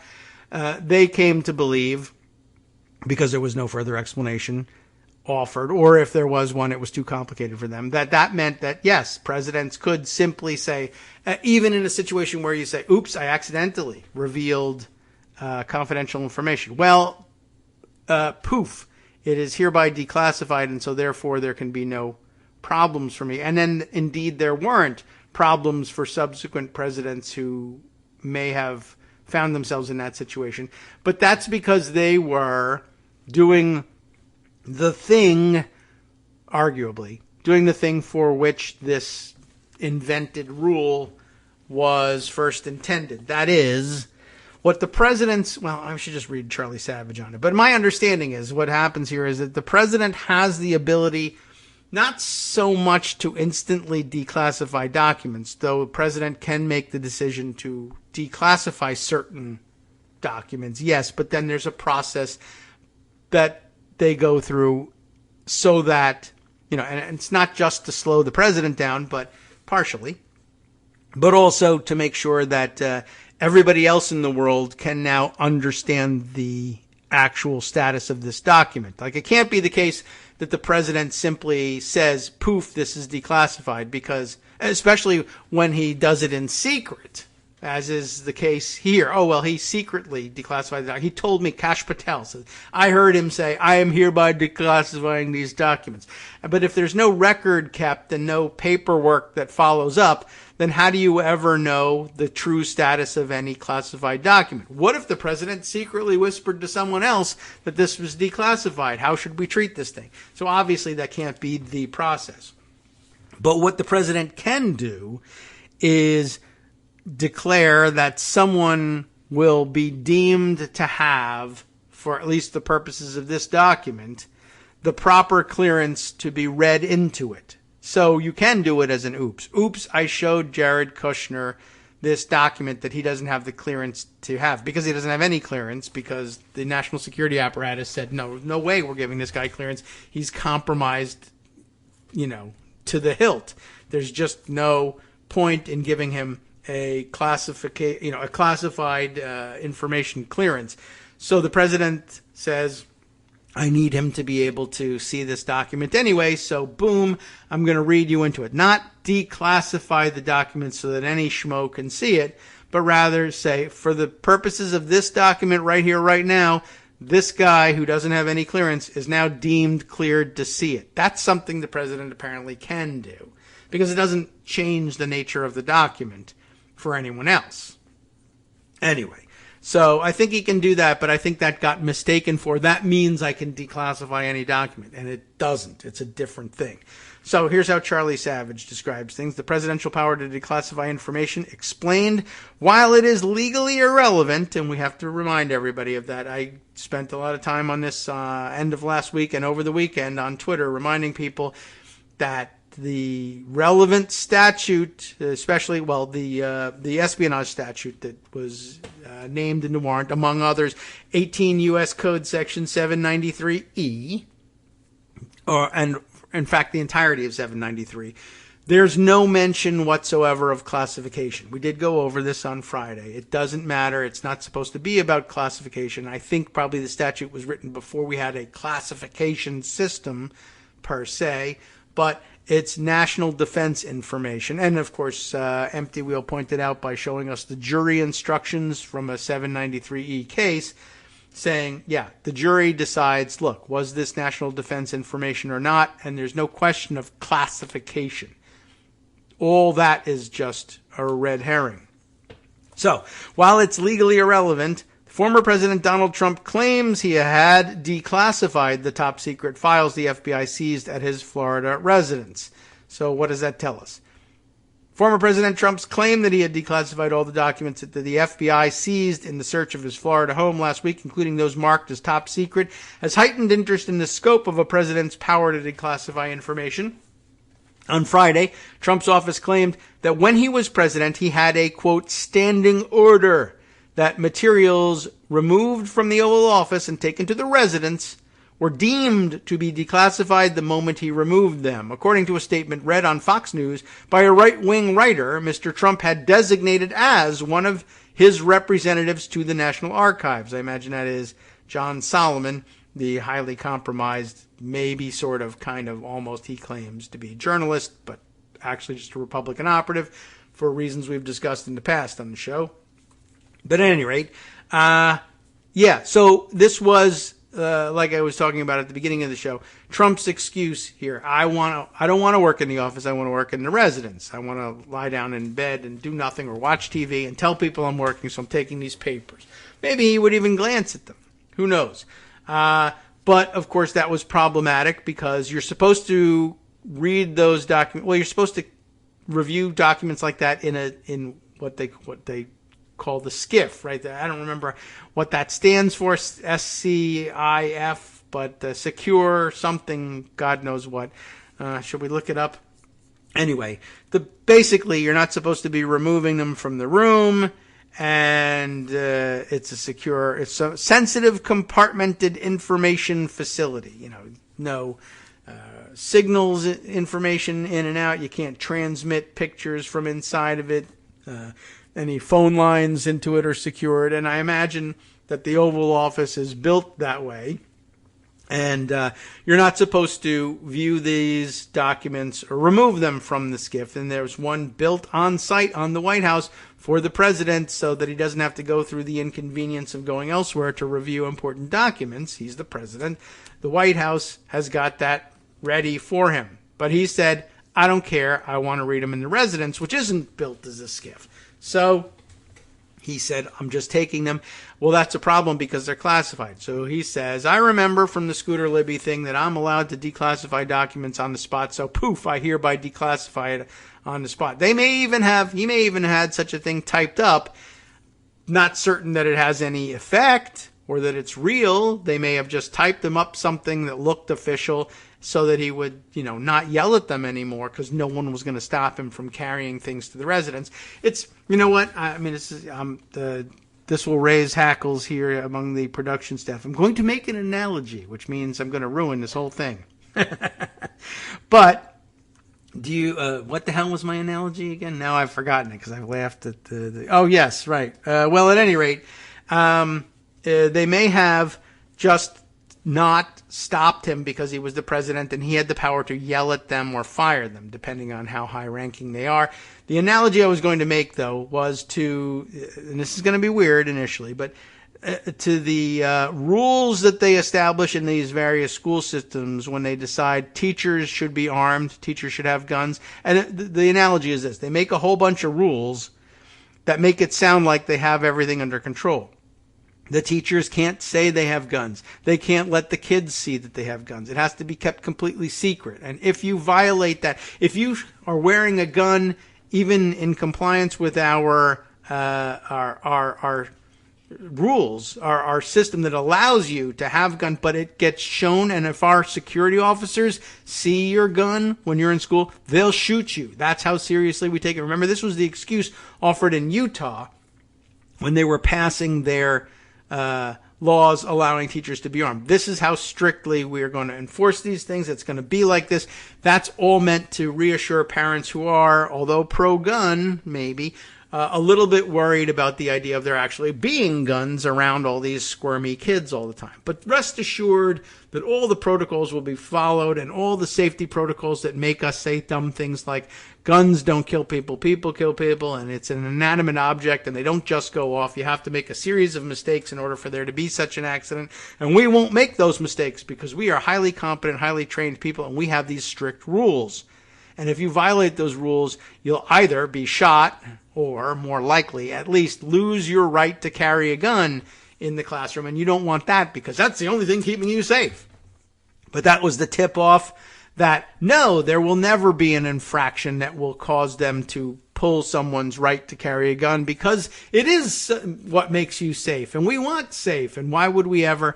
There's no excuse that will be sufficient for us for taking a gun away from somebody because God-given right and blah, blah, blah, and yada, yada. And sure enough, even when Utah teachers would violate those rules, they'd look the other way and say, no one got shot, no harm, no foul. Until someone finally did get shot, and then they didn't say, well, let's end the program, or let's audit how people use this program.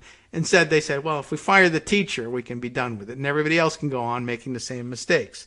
So here, you have all these rules about stopping a president from taking, even a president, from taking classified material out of the Oval Office and taking it to the residence, except no one anticipated having a guy who was president who was such an abusive, annoying a-hole that even when national security, national security employees, apparatus, people who are of real importance, as opposed to, say, a hired secretary who doesn't really have any particular authority, would say to the president, you can't take that with you. He would say, screw you, the hell I can't, I'm taking it. And then he would even say, I'm going to declassify it. You're worried that I'm taking classified information? Poof, it's declassified. Well, it doesn't work that way.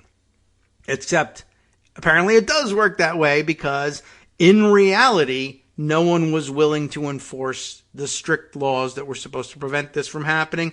Just like in reality, no one is willing to enforce the strict laws that are supposed to take guns away from teachers who F around. We just let them find out instead. So now, back to the actual writing here. Apart from whether there is any evidence that such an order actually existed, so, problem right there. The notion has been greeted with disdain by national security legal specialists. Glenn S. Gerstel, I'm guessing it's the pronunciation, as always, the top lawyer for the National Security Agency from 2015 to 2020, pronounced the idea that whatever Mr. Trump happened to take upstairs each evening automatically became declassified without logging what it was and notifying the agencies that used that information. He termed that as preposterous. Well, because of course it's preposterous. Now, there's a secret list of declassified documents out there that we know nothing. We don't know what they are. We don't know when they're declassified, when, for what reason, and nobody can be told, etc., etc. Now, the claim is also irrelevant to Mr. Trump's potential troubles over the document matter because none of the 3 criminal laws cited in a search warrant as the basis of the investigation depend on whether documents contain classified information. Of course, we're reminded that that's not the outer limits of what he could be charged with. It's just 3 things that justify the... Does everybody understand that part about it, what Greg was saying? The fact that there were 3 statutes cited as the basis for the warrant. What crime do you think is being committed? Well, these 3 crimes. And none of those, it's true, mentioned classification, just like we were saying. But he was also saying that doesn't mean that those are the only crimes you can be charged for, and you might have some remembrance in class. I thought the warrants were supposed to be specific, and you're not supposed to go above and beyond.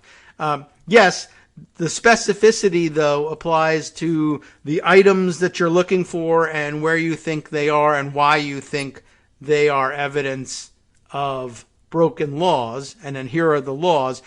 Can you add other evidence when you seize it? Stuff that hasn't been listed. Well, in some cases, yes. You're not supposed to go casting about for it, but if there's evidence of other crimes in plain view while you're executing your warrant, you can make your arguments about that in court.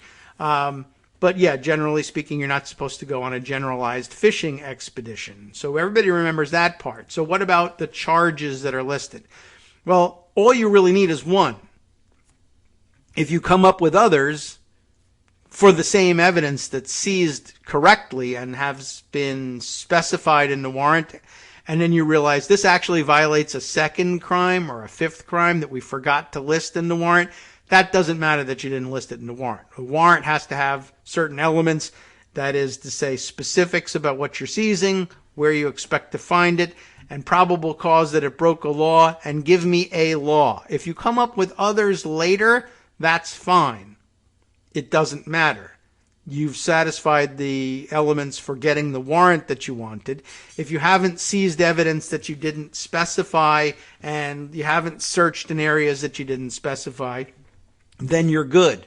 If you will find the information you were looking for and it violates both the law you listed and you find out it later violates something else, that is okay. That evidence would have been fine to have and to use in court under the statute listed. That you added another statute doesn't make the search illegal after the fact. So that's fine. So to say that the claim is irrelevant because of the 3 criminal laws cited, but maybe you'll come up with a 4th. If the 4th one has to do with classification, then yeah, you might have to have that fight. But if the fourth one you come up with also doesn't mention classification, then you're still in the clear to use it. If you have the fight over classification, then you can have the argument in court, no, this president was an idiot. He had no idea what he was talking about. The instant declassification thing isn't really instant declassification, but more akin to instant promotion for the people you've accidentally showed it to. Unless, of course, that person is a Russian spy, in which case it's probably going to be invalid and you are going to be in trouble. Still, back to the writing, the novel claim is striking. Here's a closer look at what a president can and cannot do when it comes to removing protections for government secrets. Well, he begins with, what is the classification system?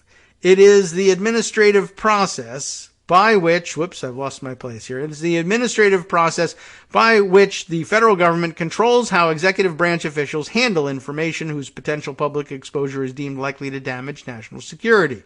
Officials with the authority to classify or declassify matters can deem information as falling into three categories: confidential, secret, or top secret. Not double secret or probation or not. Access to particularly sensitive information can be restricted even further with a designation of SCI for sensitive compartmented information.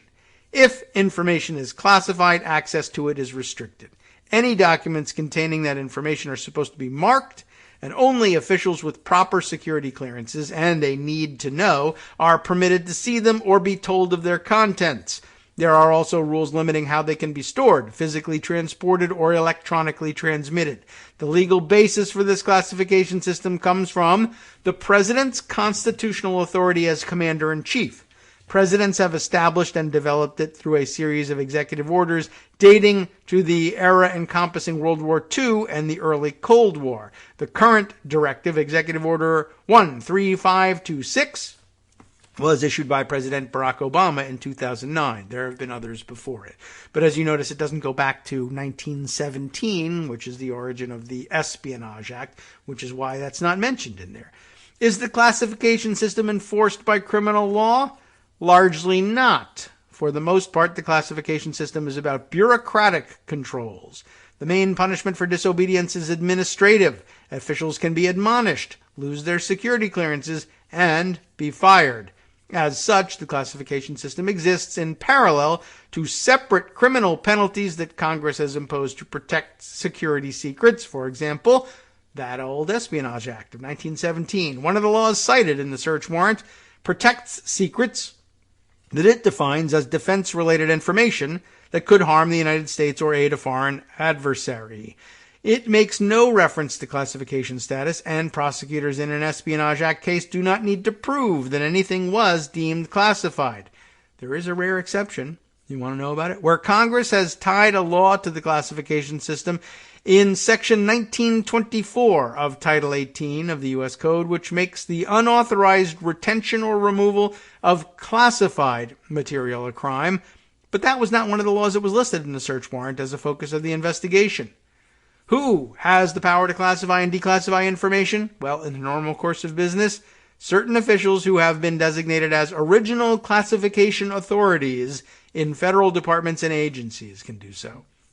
They are considered to be exercising the president's power over such matters, which has been delegated to them. Are there formal procedures for declassifying information? Yes.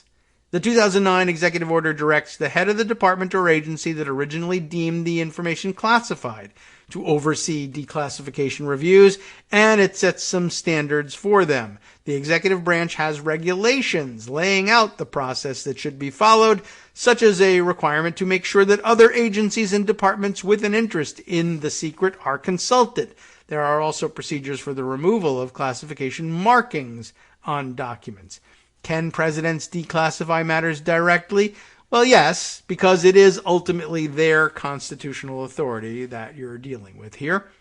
Normally, presidents who want something declassified direct subordinates overseeing the department or agency with primary responsibility for the information to review the matter with an eye towards making more of it public. But on rare occasions, presidents declassify something directly. For example, In 2004, President George W. Bush himself declassified a portion of his presidential daily briefing from August of 2001, a month before the September 11th attacks, in which he had been warned bin Laden determined to strike in the U.S. Do presidents have to obey that usual procedure? Well, there's no Supreme Court precedent definitively answering that question, because no one has ever dared to do it by themselves. Even if it's true that Trump had pronounced the documents declassified while he was in office, he clearly did not follow the regular procedures. In the unlikely event that the Justice Department were to charge him under the law that makes the unauthorized retention or removal of classified material a crime, despite not listing it as a focus of the investigation in the search warrant, a novel question would arise if Mr. Trump were then to repeat the claim as a defense. Proponents of a strong view of presidential power have argued in other contexts that presidents are not personally bound by the rules and procedures that regulate the conduct of their subordinates in the executive branch, and that presidents can even disregard executive orders without first rescinding them. Others disagree with that vision of executive power. The statement from Trump's office that was read aloud by the right-wing writer John Solomon included what appeared to be a gesture at the claim. The idea that some paper-pushing bureaucrat with classification authority delegated by the president needs to approve the declassification is absurd. That's what they say. We'll find out. Now, there's more in this article. You may want to review it, but time now for something completely different. Radio.com. But maybe not that different. You have been listening to Kagro in the morning with David Waldman. All right, obviously a lot more to this and a lot more that happened over the weekend. We'll continue this discussion tomorrow, no doubt, and there'll be more information about this and many other exciting developments from around the country and around the world with Justice Putnam next on the West Coast Cookbook and Speakeasy. But get ready for more of this. Make no mistake.